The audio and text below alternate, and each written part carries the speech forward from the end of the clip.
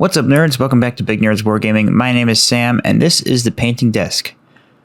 So if you saw my Adepticon recap video, then you might remember me mentioning that I picked up a lot of Imperial Knights during a swap meet.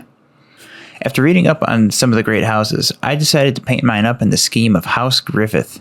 Luckily, the previous owner of these knights also happened to have painted them in the same colors. I recently picked up a few new paints which I'm aiming to try out on this model, so let's get started.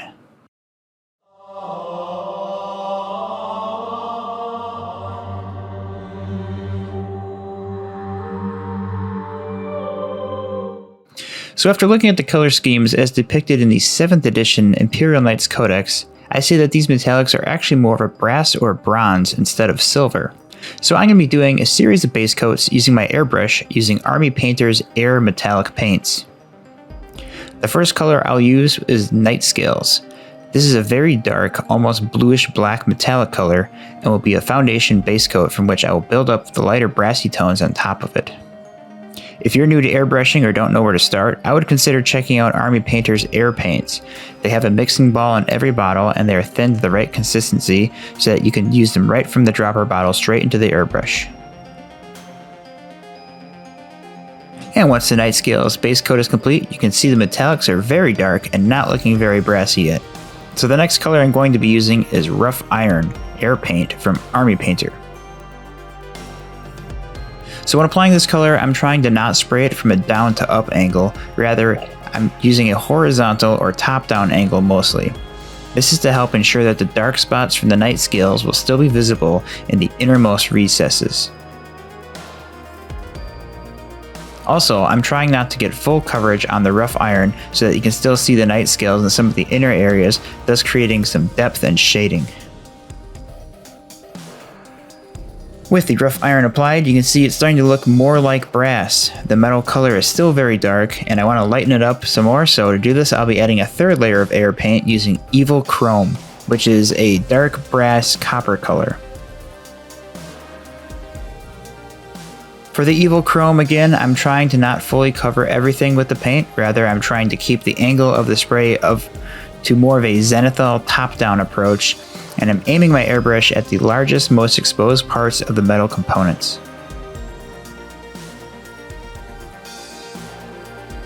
So throughout this whole process, I also make sure to give the weapons the same treatment as the body. So Night Scales followed by Rough Iron, and lastly Evil Chrome. So now that we have this 3-tone airbrush base coat down, you can see we have a great variation in color, with the Night Scales in the darkest most areas, Rough Iron as the mid or main color tone, and Evil Chrome as a zenithal acting as a highlight or light tone. Now it's time to break apart the metallics and add some variation. To do this, I'll be trying out Pro Acryl's dark silver metallic paint. For this color, I'm just going to focus on a few common elements that appear across the model, such as these round hatches on the side of the cockpit, as well as some of the thicker metal tubes around the head. Anywhere I see a rail or grab bar, I'll also color this silver, as well as the heavy stubber mounted on the top of the carapace. Lastly, I'll be sure to also pick out some details on the legs and on the back of the calf area, on the feet, and on the weapons. Now with this dark silver applied, you can see that the detail is being more distinguished and this model is becoming more interesting to look at. We're going to break up the brassy tones even further by using a contrast paint from Citadel, Basilicanum Grey. Using this color, I'll pick out any area where there is this round servo joint on the legs, as well as the pistons near the rear feet or on the front shins of the walker. On the torso, I'll also darken up the area around the middle, top near the rear engine block, as well as the exhaust stacks on each side of the cockpit. Lastly, I'll pick out the smaller areas where the legs connect and on the sides of the head. For the weapons, I'll follow a similar pattern by applying dark silver and Basilicanum Grey on the areas where it feels appropriate to create some distinction to differentiate some of the components of the weapons. When the Basilicanum Grey dries, you can see it adds a lot already to the details and creates visual interest. Next, we're going to use Nuln oil and apply it to the innermost recesses on the metal parts to darken those more. as well as anywhere where the dark silver was applied in the previous steps. Once the Nuln oil is dry, you can see things are already looking much better, but now I want to push it even further by adding some more pop to the metallics. For this, I'm going to be using Pro Acryl's Bronze as a highlight color. This step is a little tedious, but the results are worth the effort. I take the bronze color and carefully do an edge highlight all around the hard edges, mainly those that are visible and are outward facing, as they would catch the most light.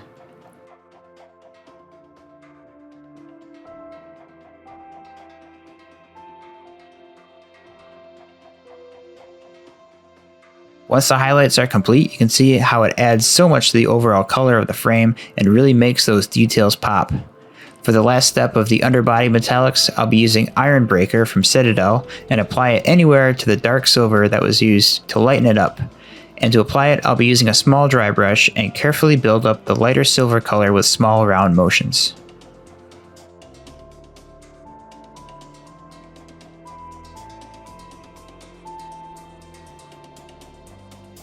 For all those hoses and wires on the frame and on the legs, I'll just color those with black Templar contrast paint from Citadel and call it a day.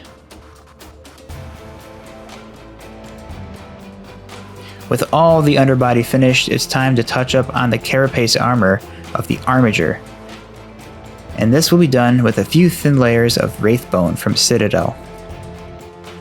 This process took me a while to complete, as I had to apply 4 or 5 layers to get a good strong coverage all around the armor. Another approach would be to mask off the darker metallic areas and then just paint the carapace with an airbrush to get a quick, even coverage. In hindsight, this probably would have been a better idea. Next, I'll move on to paint the metal trim pieces around the outer carapace using light bronze from Pro Acryl. This color is also pretty thin right out of the bottle, and I had to apply 2 thin coats in most places to get good coverage.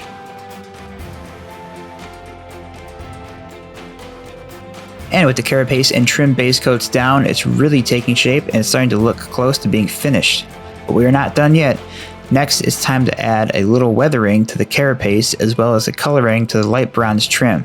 To do this, I'll be using Seraphim Sepia wash from Citadel. I focus on each rivet on the outer armor as well as each recess on the Armiger. I also give the light bronze trim a heavy dose of sepia to give it a rich, warm tone. Also, when shading the trim, I carefully get a small pin wash along the edge of the armor and the trim to help blend those two pieces together with some recessed shading.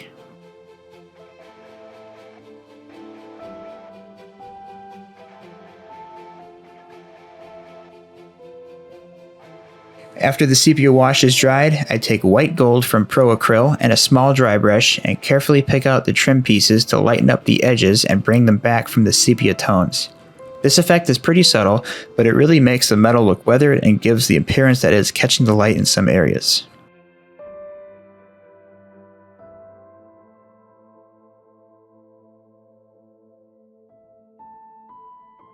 To add more character and visual interest, I decided to make the engine block, exhaust vents, and other vents on the Armiger to have a glowing orange effect to simulate the immense heat that these machines are giving off as they stomp across the battlefield. To do this, I'll start with a base coat of Administratum Grey, followed by Titanium White, and then one of the newer Army Painter Fanatic Orange Glow effect paints. These effects paints are awesome. The principle is just like Tesseract Glow from Citadel, where you need to apply it over a light color for it to come out right. Most people do it straight over a strong white undercoat, and while this works for the most intense effect, you can always dial it back by applying it over a gray undercoat instead.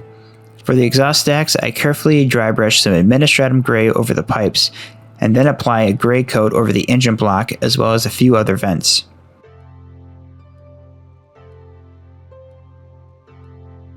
Lastly, I take pure white and apply it on the innermost parts of the area that I want to glow.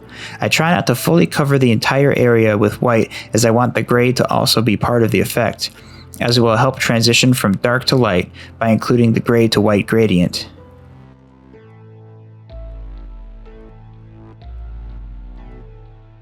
And with the effect base coats down, it's time to apply the effect itself. And to do this, you simply apply the effect color all over the areas where you applied the gray and white undercoats. It comes out very neon colored at first, but as it dries you will see that it takes a more warm orange glow shade. Trust the process.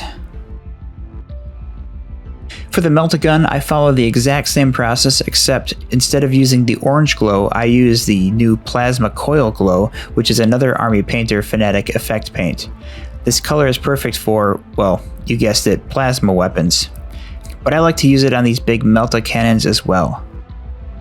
After the plasma coil dries, I apply Druchii Violet all over the blue effect to give it a purplish tone, which I think is more fitting for what I would imagine Melta energy could look like. At this point we are nearly done with the colors, but it's time to add some livery.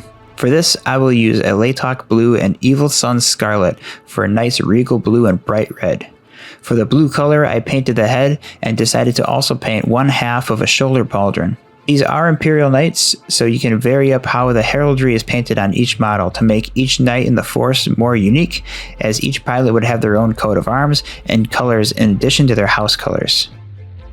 After applying the base coat to these areas that you want to be colored blue, I take Drakenhof Knightshade and shade the head, as well as an edge shade on the pauldron. And then after the shade dries, I take Alaitoc Blue and thin it out and layer it back on where it got too dark.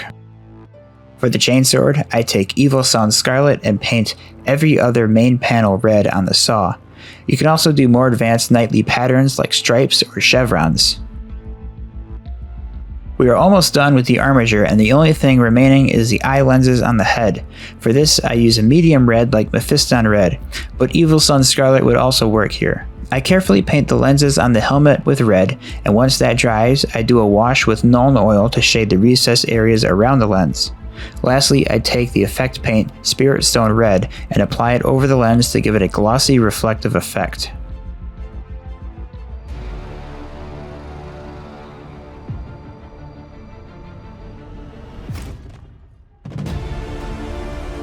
So there you have it. The Armiger is finished and ready for some basing and a few transfers.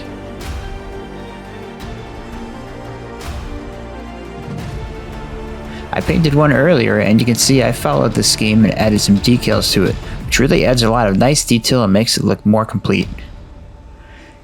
Well, if you like this video, hit that like button, and if you like what we do on the channel, go ahead and click subscribe as well. We are a small channel but are growing steadily, so your support and interactions really help the channel grow. Lastly, if you want to see some more painting content, check out our Hobby Hangout livestream, which typically runs every Tuesday starting at 7 PM Central Time. Follow us on X or keep an eye out on the community tab here on YouTube for more information. Alright, thanks for watching this video, and I'll catch you in the next one. Bye.